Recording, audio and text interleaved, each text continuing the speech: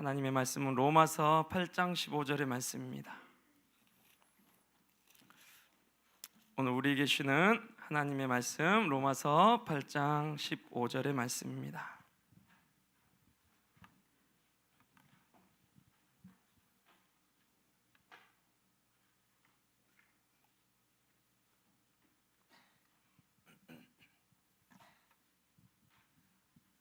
오늘 우리에게 주시는 하나님의 말씀 로마서 8장 15절입니다.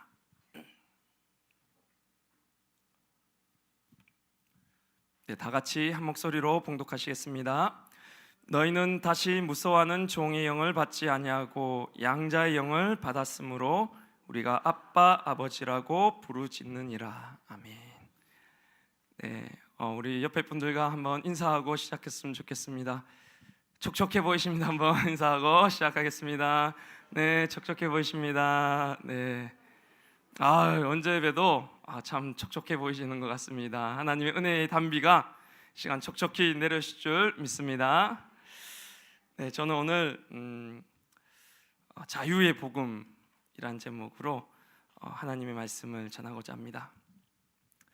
제가 몇 번이나 계속 말씀을 드리는 것 같은데요, 저는 사실 중학교 시절 전국에서는 아니지만 대구에서 신앙이 제일 좋았습니다. 여기 제가 서울 분인 줄 아셨던 분들이 많으셨을 텐데 사실 저는 대구 사람입니다. 대구의 모 기독교 단체에서 학생들의 신앙을 수치로 조사한 결과 제가 가장 좋다고 나온 건 아니지만 그냥 저 혼자 스스로 그렇다고 생각하고 있었습니다. 그런데 제가 최근에 와서 하나님께서 저에 대한 평가를 알게 되었는데, 아니다, 강태 너 신앙이 좋은 거 아니다, 어이구 사투리가 라고 하시는 하나님의 마음을 제가 깨닫게 되었습니다. 그때 저는 참 놀랐습니다. 매우 서운했어요.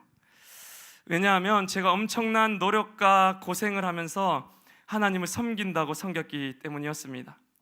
저는 중3 때부터 학교를 다녀오면 매일 제 방에서 무릎을 꿇고 2시간씩 기도를 하고 찬송을 하고 말씀을 읽었습니다.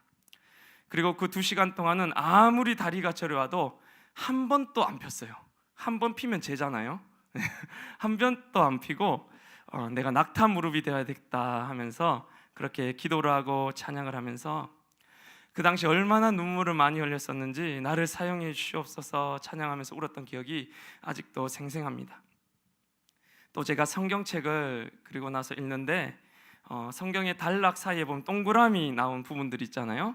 그 부분이 나오면 옆에 누가 있든지 말든 아멘 하고 그 다음 구절을 읽고 또 동그라미가 나오면 아멘 하면서 그렇게 성경을 읽었는데, 그 당시 말씀 한 구절 한 구절에 어찌나 은혜가 되든지 제가 신약 성경을 다 읽고 밑줄을 치면서 다 읽었는데 뒤에 가서 보니까 한 구절도 빠짐없이 다 밑줄이 그어져 있었어요.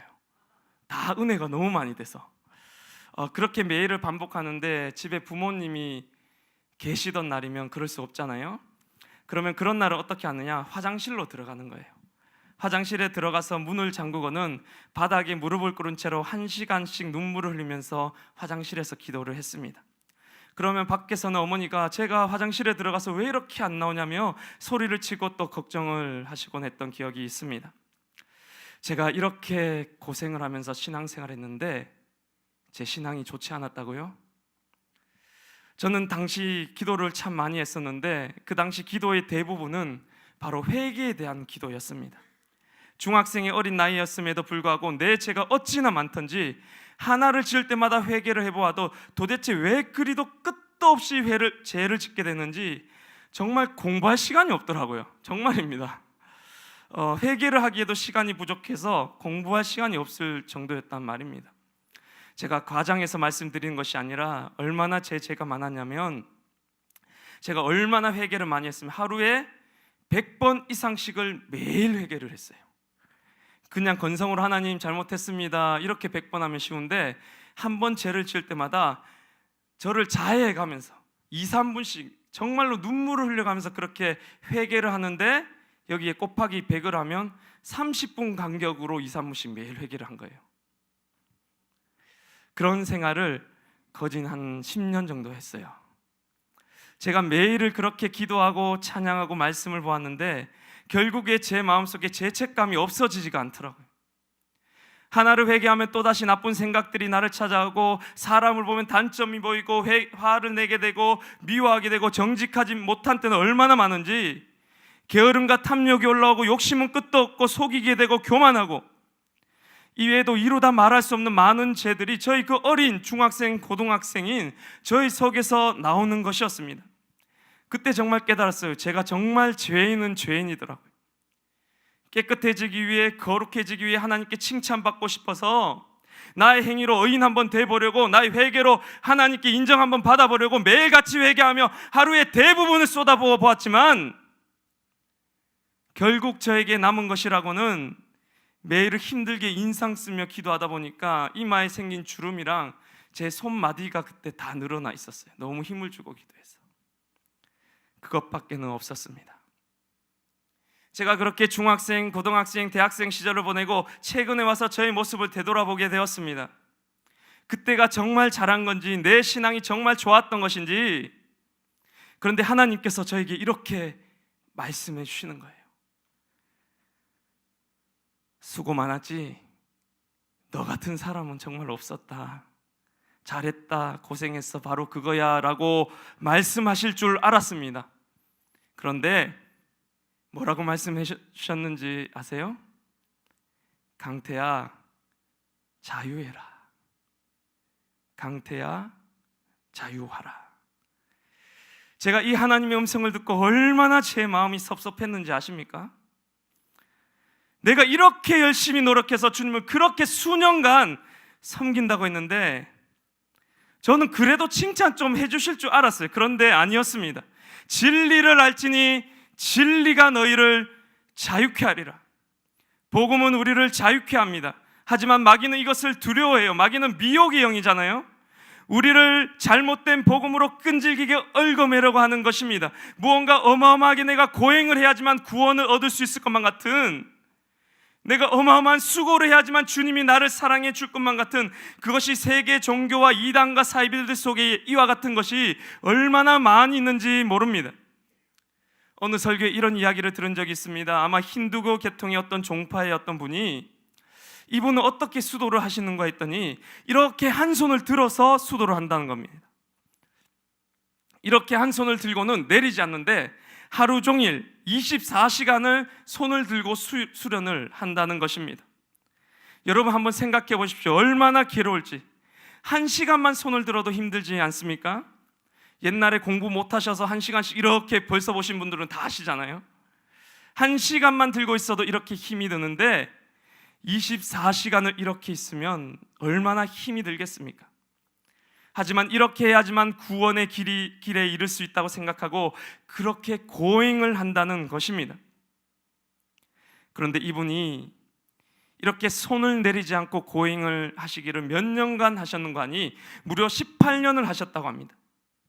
1년도 아니고 2년도 아니고 무려 18년, 그러니까 정말 대단한 분이세요. 여러분들 가운데 이렇게 18년을 하실 수 있는 분이 계시겠습니까? 교회 새벽 예배 열심히 나오신다고 폼 잡으시는 분들이 많이 계신데 이 사람에 비하면 아무것도 아닌 것입니다. 그런데 이렇게 18년을 고행하고 수련한 결과가 무엇이냐? 손이 안 내려오는 거예요. 완전히 굳어버렸습니다. 병신 되신 겁니다. 그래서 제가 그 이야기를 들으면서 저분이 마귀에게 속았구나. 저분이 마귀에게 속았구나. 저분이 예수를 몰라서, 복음을 몰라서, 예수 그리스도의 자유의 복음을 몰라서 저렇게 되었구나라고 생각을 했습니다. 저도 이 복음을 몰랐습니다.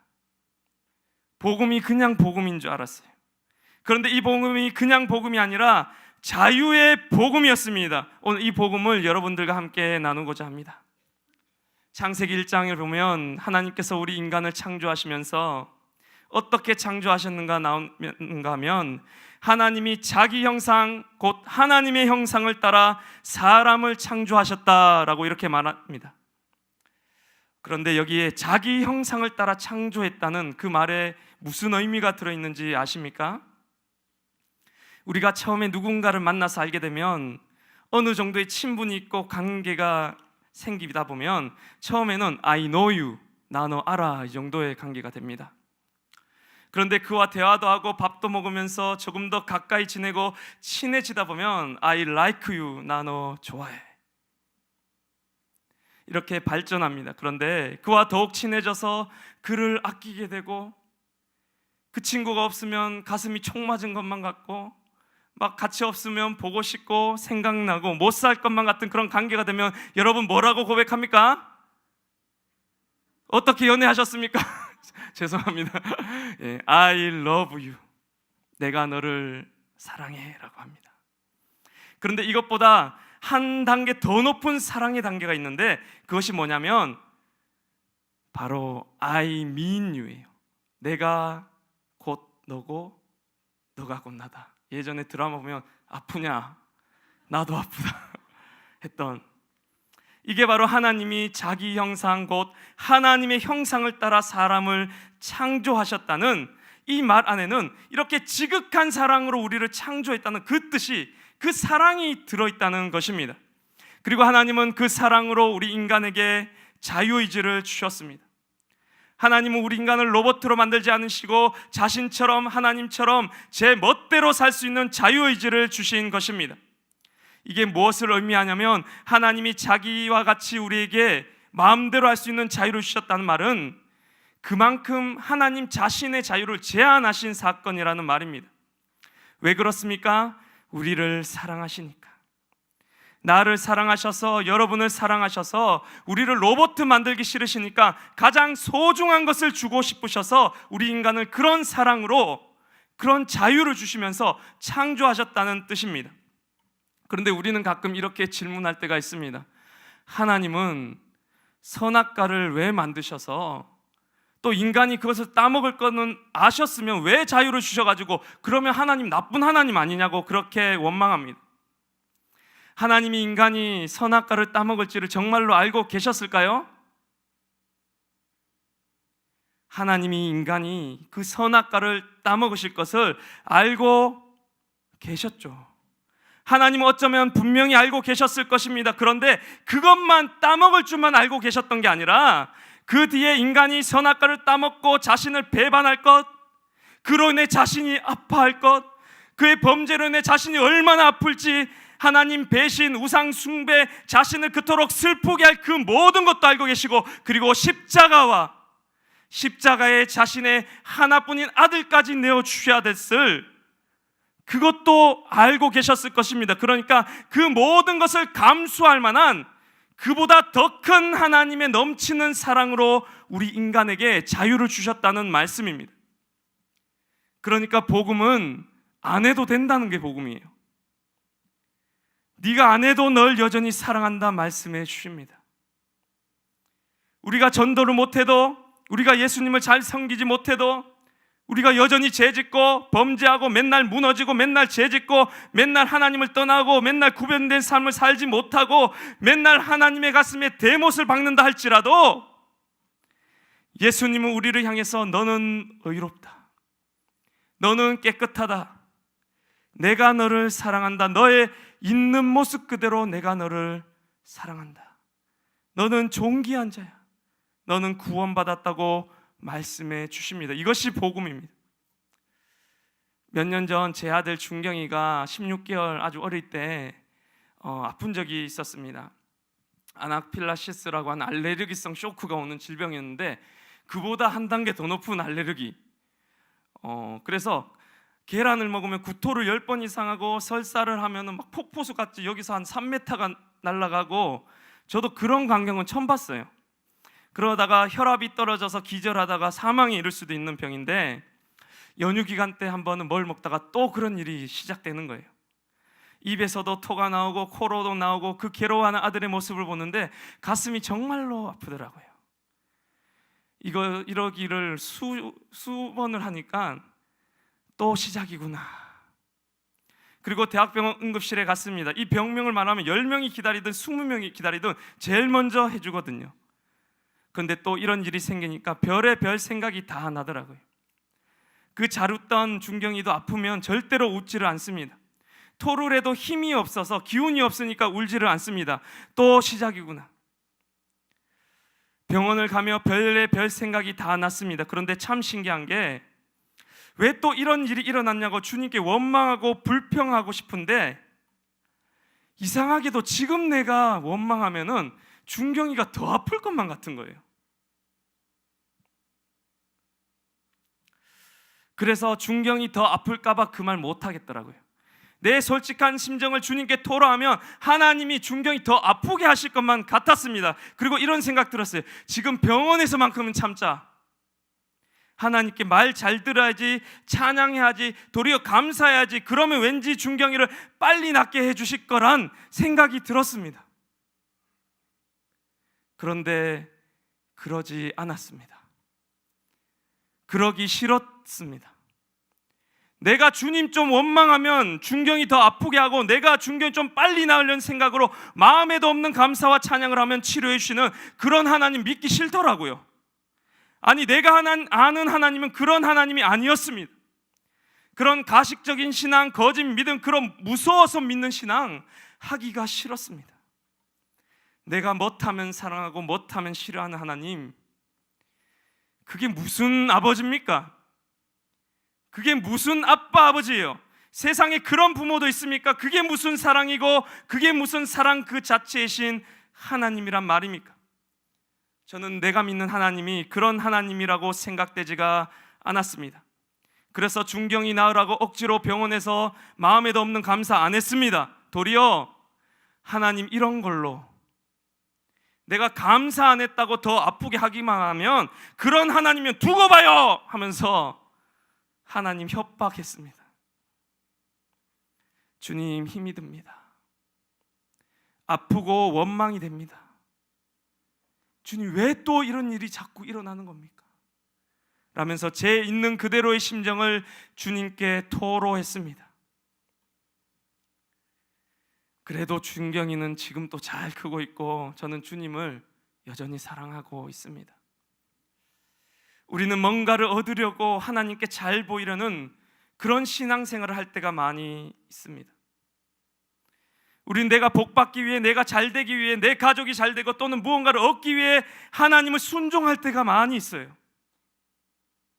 복받으려고 믿습니다. 잘되려고 순종합니다. 순종의 동기가 내 일이 잘 풀리기 위해서입니다. 이렇게 하면 나를 더 사랑해 줄 것이다. 이렇게 하면 하나님이 날 벌하실까 봐 무서워서 순종합니다. 그런데 그것은 복음이 아닙니다. 복음은 세상의 메시지와는 다릅니다. 세상의 메시지를 보십시오. 다 기브 앤 테이크잖아요. 너가 준 만큼 나도 준다는 거예요. 행한 대로 복 받는다는 것입니다. 사랑조차도 그래요. 교회 안에서도 내가 사랑해 준 만큼 나를 사랑해 줘요. 내가 사랑받을 말을 해줘야지 상대가 나를 사랑해 줘요. 이게 세상의 메시지입니다. 행한 대로 받을 것이다. 너가 준 만큼 널 사랑하고 너가 매력이 있고 너가 능력이 있고 착해야지 친구들이 붙고 다가간다. 누가 너를 사랑해 주겠냐고, 누가 너를 인정해 주겠냐고. 너가 그런데 게다가 공부도 못하면 어쩌겠냐고. 세상의 메시지입니다. 그런데 복음은 그렇지가 않습니다. 하나님은 그렇지가 않아요. 제가 교회를 다니고 하나님을 좋아하는 이유 중에 하나는 세상과는 다른 메시지이기 때문입니다. 로마서 5장 6절에서 8절 말씀에 이르길 우리가 아직 연약할 때 그리스도께서 경건하지 않은 자를 위하여 죽으셨도다. 우리가 아직 죄인 되었을 때 그리스도께서 우리를 위하여 죽으심으로 하나님께서 우리에 대한 자기의 사랑을 확증하셨느니라. 우리가 강할 때가 아니라 약할 때, 우리가 경건할 때가 아니라 경건하지 못할 때, 우리가 의인이고 우리의 행위가 선할 때가 아니라 우리가 아직 죄인 되었을 때 주님을 배반하고 부끄럽고 숨고 싶을 그때 그리스도께서 우리를 위하여 죽으심으로 자기의 사랑을 확증하셨느니라. 봐라, 이것을 보고 나의 사랑을 알아라. 나의 사랑을 확신하라. 너희 경건하고 경건치 않음에 상관없이 내가 너를 사랑한단다. 너가 의인이라서 너를 축복하는 것이 아니라 너가 죄인일 때 너를 이렇게 사랑한 것이란다. 믿어라, 안심하라, 이것이 증거야 라고 말씀해 주고 계신 것입니다. 이 세상에 어느 누가 우리 하나님과 같겠습니까? 이 세상에 어떤 신이 우리 예수님과 같을 수 있단 말입니까? 이 세상에 어떤 신도 그 어떤 종교도 사람도 자연도 우리 주님과는 같을 수 없는 것입니다. 이 세상의 모든 종교는 인간이 신을 위해 제물을 드리고 아들을 바치고 그 위에 군림하는 신을 모시고 있습니다. 그런데 우리 주님은 어떻습니까? 인간이 되신 하나님, 인간을 위해 죽는 신, 인간을 위해 고난받고 인간을 위해 매맞고 인간을 위해 도리어 십자가에 매달리는 신, 죄인을 살리기 위해 저 하늘 보좌를 버리고 이 땅에서 매맞는 신, 누가 감히 우리 주님과 같을 수 있냐는 말입니다. 이 세상의 종교가 감히 생각조차 하지 못했던, 감히 상상하지도 못했던 놀랍고도 놀라운 그 자비의 복음을 선포하신 것이 바로 우리 하나님의 사랑인 것입니다. 이것이 우리가 신앙생활하는 이유가 되어야 합니다. 이 하나님의 사랑, 이 예수님의 은혜, 이 자비와 용서, 말할 수 없이 감사한 이 예수님의 이 사랑이 우리를 움직이는 동기가 되어야 한다는 말씀입니다. 우리의 신앙생활의 이유도 예수님의 사랑, 우리가 봉사하는 이유도 사랑, 전도하는 이유도 이 예수님의 은혜가 되어야 하는 것입니다. 다른 이유가 없습니다. 어느 날 제가 길을 가는데 누군가 제 곁으로 벌벌벌 떨면서 다가오는 거예요. 모르는 사람인데 저 사람이 누굴까 몇 번을 뒤에서 망설이다가 그래 용기를 내자 하면서 저에게 벌벌벌 떨면서 다가와요. 그리고 한마디 하더라고요. 여호와의 증인을 믿으시고 이단 사입이더라고요. 근데 이단 사입이 초보는 제가 처음 봤어요. 그때 고수들은 많이 봤는데 떨면서, 그래서 조금 더 신실해 보이는 그런 모습인데, 여러분 이단 사이비들이 왜 그렇게 열심인 줄 아십니까? 두려워서 그런 거예요.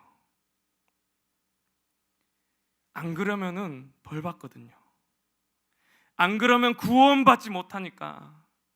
내가 죄를 짓고 내가 전도하지 않고 말씀대로 순종하지 않으면 하나님이 나를 미워하시니까 저주받을까 봐 두려워서 벌벌벌 떨면서 그렇게 열심히 죽도록 헌신한다는 말입니다.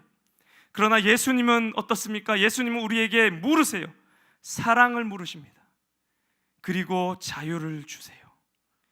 예수께서 승천하시기 전에 베드로에게 질문합니다. 요한의 아들 시몬아, 네가 이 사람들보다 나를 더 사랑하느냐? 내 양을 먹이라. 요한의 아들 시몬아, 네가 나를 사랑하느냐? 내 양을 치라. 요한의 아들 시몬아, 네가 나를 사랑하느냐? 내 양을 먹이라. 내가 진실로 진실로 내게 이르노니 네가 젊어서는 스스로 띠띠고 원하는 곳으로 다녔거니와 늙어서는 내 팔을 벌리리니 남이 내게 띠띠우고 원하지 아니하는 곳으로 데려가리라. 하나님은 우리에게 사랑을 요구하십니다. 그리고 그 사랑 때문에 베드로는 이 세상에서 종의 삶을 살았습니다. 십자가에 거꾸려 매달려 죽기를 스스로 선택하였습니다. 이단과 사이비는 내가 지옥 갈까봐, 안 그러면 하나님께 혼날까봐, 내가 구원 얻지 못할까봐, 내가 저주받고 복받지 못할까봐 순종하고 전도하고 헌금하고 예수 믿지만, 우리는 그 사랑 때문에 사랑의 포로가 되기로 작정한 사람들이란 말씀입니다. 하나님의 이처럼 한없는 자비와 용서는 자칫하면 우리를 방종의 길로 이끌 수 있는 것입니다. 맞습니다. 방종의 길로 우리를 이끌 수 있어요. 맞아요. 그런데 이 하나님의 한없이 크신 사랑이 아니면 탕자를 주님께로 다시 돌아오게 할 수도 없는 것입니다. 하나님은 우리에게 지금 또 묻고 계세요. 요한의 아들 시몬아, 네가 이 사람들보다 나를 더 사랑하느냐? 나를 위해 살 수 있니? 그것과는 상관없이 내가 너를 사랑한단다. 있는 모습 그대로 너를 사랑한다. 너는 의롭단다. 자유하라고 지금 또 말씀하고 계십니다. 제가 이것을 깨닫고 나니까 오늘 본문의 말씀이 눈에 보이더라고요. 그 전까지는 이 본문의 말씀이 보이지가 않았어요.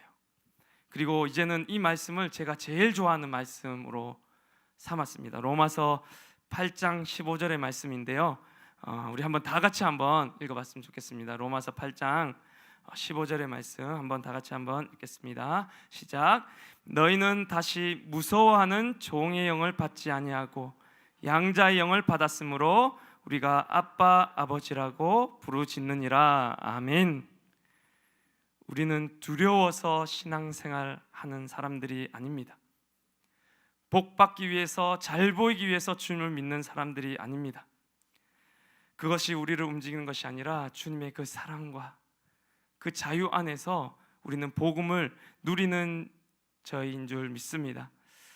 제가 이후로 사람들을 만날 때마다 상담할 때마다 다 말해요.